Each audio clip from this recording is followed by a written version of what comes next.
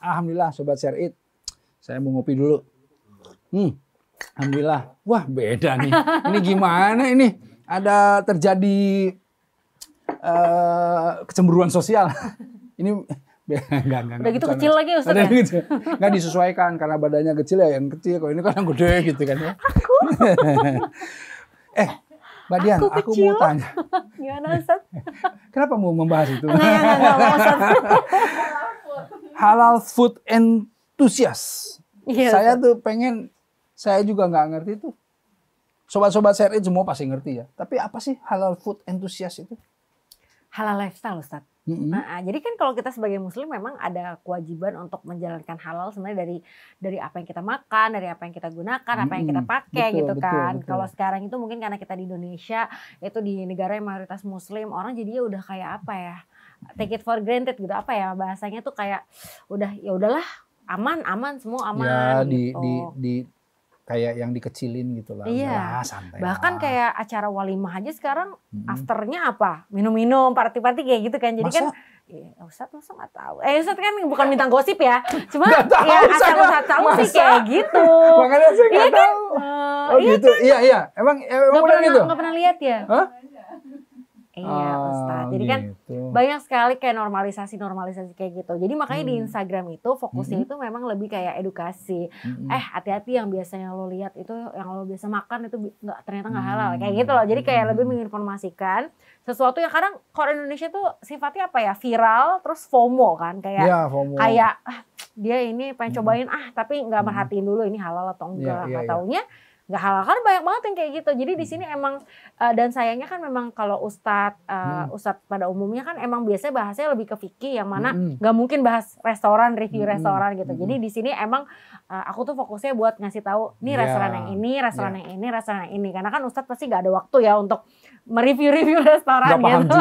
Ya nggak paham juga mungkin ya. Jadi untuk level yang di bawahnya ustadz mungkin jadinya ya udah kita sambil ini menarik ya. Jadi intinya gini. Untuk dakwah itu nggak perlu kita jadi ustadz. Kalau untuk dakwah ya, jadi artinya untuk kan jadi daiyah, duat itu kita ngajak orang untuk kebaikan. Nah jadi dia kayak tadi dakwahnya para master chef, pengusaha catering ya tadi seperti itu, nge-review makanan, ngasih tahu sama orang-orang bahwa oh yang ini bagus, bumbunya pakai ini dan lain-lain. Cara makannya seperti apa, cara memilih restoran misalnya kan gitu ya. Kan banyak orang-orang juga nggak tahu cara memilih restoran. Ya tadi no pork, no lard gitu. No dong. No money, no dong. Jadi yang no itu kan dia pikir yang hal haram itu cuma babi doang misalnya gitu. Padahal tadi tuh bumbu-bumbunya. Ya saya juga nggak ngeh sebetulnya. Kecuali kemarin-kemarin viral yang si Angciu itu, yang sampai akhirnya saya lihat kalau mau kecap, ini kecap Inggris ini halal apa enggak sih gitu. Akhirnya begitu. Ini apa namanya? Yang saya senang itu kayak kecap berbagai gitu ya. Ini halal apa enggak? Akhirnya kita jadi mencari tahu gitu. Betul. Ya. Tadinya kan saya udah yakin aja yang namanya kecap itu ya udah pasti halal lah gitu. Tapi akhirnya karena ada angciu lah, ada inilah, ada itulah, sampai akhirnya beli kuoti. Nah, dari nama kuoti saya langsung kuoti ini halal nggak sih gitu. Ini gyoza, apa kan makanan zaman sekarang tuh anak-anak tuh gitu. Itu Ustadz yang sebenarnya perlu dikhawatirkan, karena kan kalau misalnya makanan dari luar itu ya dia dari Korea, dia juga biasanya nggak makan yang halal, tapi masuk ke Indonesia makin masuk aja kan ibaratnya kayak gitu ya. Jadi tuh nggak diadaptasikan dengan kebutuhan orang Indonesia yang mana muslim-muslim gitu. Betul. Dan mungkin peluang dari pemilik restoran juga orang-orang juga pada nggak nanyain tentang halalnya, udahlah sikat aja kan ibaratnya kayak gitu ya. Makanya enaknya tuh pakai hijab. Saya pakai peci gitu ya. Jadi kalau masuk ke ini benar loh. Ini nih Sobat Share It ya. Saya mau share experience ini.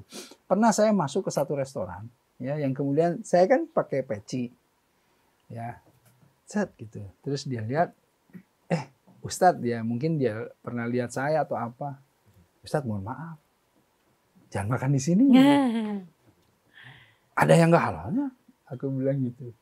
Iya Ustadz. Nah, dia ngomong sedikit gitu, tapi dia takut kan ada ini. Akhirnya ya wes saya langsung pergi. Nah itu menyelamatkan, alhamdulillah gitu ya. Makanya pakaian ini menyelamatkan gitu. Tapi menurut Ustadz gimana yang karena aku menemukan juga beberapa kasus yang jual muslim dan yang makan muslim tapi makan di tempat yang ada babi tapi bilangnya udah makan ayamnya doang. Padahal kan sebenarnya nggak boleh ya Ustadz ya. Itu Itu kan tapi kan banyak banget Ustadz kayak yang ada salah satu pembelokan kayak gitu.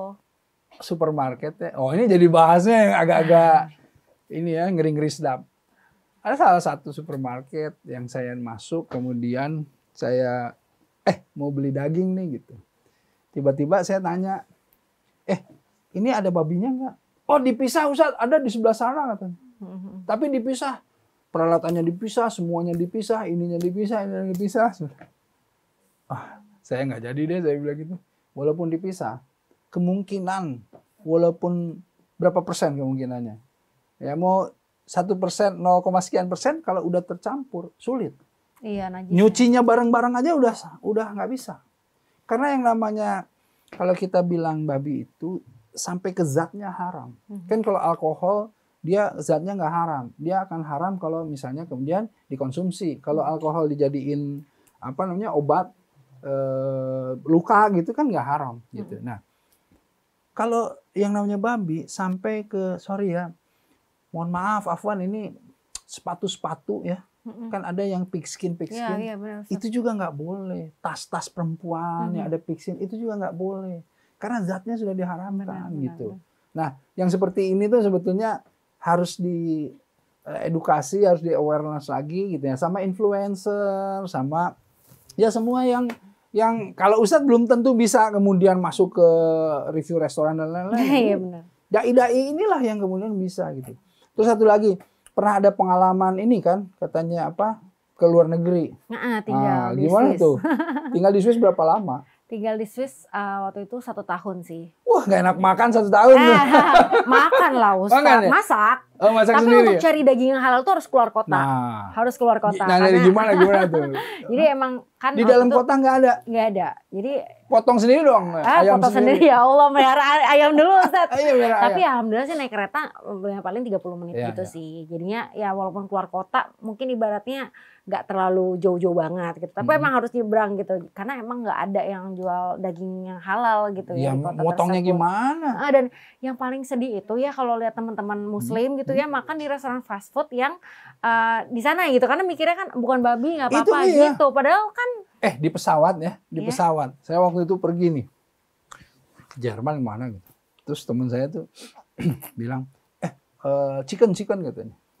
Saya bilang, nggak usah makan chicken. Loh emang kenapa?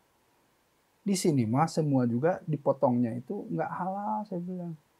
Jadi bukan permasalahan ayamnya, tapi cara motongnya, saya bilang gitu. Masa? Kan kita berangkatnya dari Indonesia, ya tapi penerbangannya dari mana gitu. Akhirnya saya tanya, kalau mau pesen Muslim meal biasanya. Itu harus sebelumnya. Jadi sebelum kita berangkat itu kita harus pesen, baru disiapin. Itu pun kalau ada. Ada biasa Ustaz. Tapi kadang-kadang nggak ada. Oh gitu ya. Jadi ya saya bilang udahlah saya makan roti aja. Hati-hati roti juga. Akhirnya dia gue harus makan apa? Benar. Roti pakai itu yang mentega shorten dari babi juga ada. Itu jadi makanya dia, aduh saya makan apa ya dia gitu. Makanya bungkusin kurma saya bilang kalau mana. Lumayan ya. Cuman memang di Swiss akhirnya susah loh. Iya, tapi bisa. Dagingnya ya, tapi kalau yang lain-lainnya. Tapi kalau restoran gitu ya, ada sih. Ada kan? Ada, nggak banyak tapi ada. Jadi kalau kita googling halal food near me itu akan muncul. Mungkin kita harus jalan agak 10 menit gitu ya. Tapi ya oke lah. Walaupun Arab lagi ya kan. Cari-carinya di situ. Ya inilah oke lah ya kan daripada kita nggak makan. Iya betul. Tapi ya berarti perjuangan tuh. Kakak saya waktu itu berapa tahun tuh di Sheffield ya. Permasalahannya itu makan. Sampai dia di situ dia kemudian masak-masak, kemudian jualan makanan sama orang-orang Muslim Society gitu. Akhirnya gitu. Benar. Karena memang kan jauh gitu. Mestinya buka catering di Swiss tuh. Aduh ya Allah. Tapi kan di sana Muslimnya juga nggak banyak. Jadi mau jualan sama siapa? Ya nggak apa-apa. Mereka yang penting halal food gitu. Kan kayak di Amerika halal food itu kan menjadi satu tren juga. Nanti kita bahas ini ya. Jangan kemana-mana, tetap di Share In.